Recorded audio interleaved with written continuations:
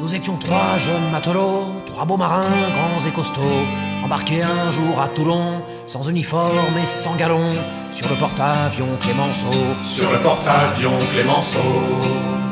Nous étions trois jeunes militaires, pas trop amoureux de la guerre, et nous voulions bien nous faire tondre en échange d'un tour du monde sur un joli bateau en fer. Sur un joli bateau en fer.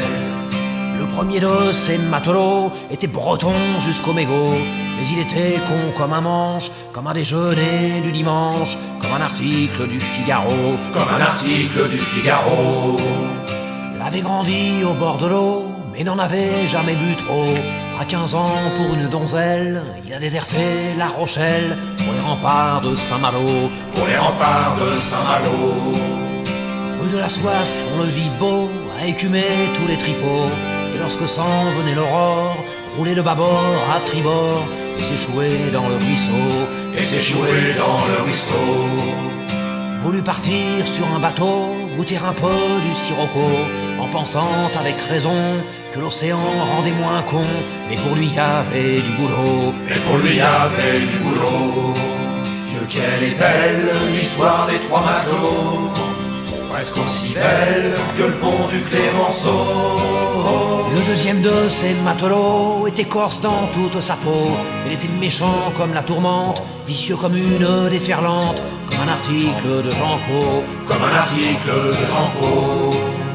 Il avait grandi au bord de l'eau, mais n'en buvait que dans le Pernod. À 15 ans, par un légionnaire, s'est fait tailler une boutonnière près de la citadelle d'Ajaccio. Près de la citadelle d'Ajaccio. Il est devenu un vrai salaud, s'est fait tatouer les biscottos entre le prénom de sa mère, des loups, des serpents, des panthères et le Christ au milieu du dos. Et le Christ au milieu du dos.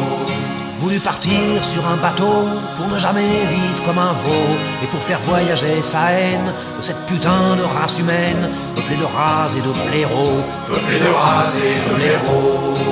Dieu, quelle est longue l'histoire des trois matelots, presque aussi longue que le pont du Clémenceau. Le dernier de ces matelots, c'était moi, j'étais parigot. J'étais bon comme la romaine, rusé malin comme une hyène, musclé comme un flanc au pruneau. Musclé comme un flanc au pruneau. J'avais grandi très loin de l'eau, j'en buvais autant qu'un moineau. À 15 ans, j'ai quitté Paname pour chasser de mon cœur une femme qui voulait y faire son berceau. Qui voulait y faire son berceau. J'ai bourlingué comme un clodo, j'ai rencontré des écolos qui m'ont dit va voir les baleines qui vivent dans les eaux lointaines. Tu verras que ce monde est beau, Tu verras que ce monde est beau.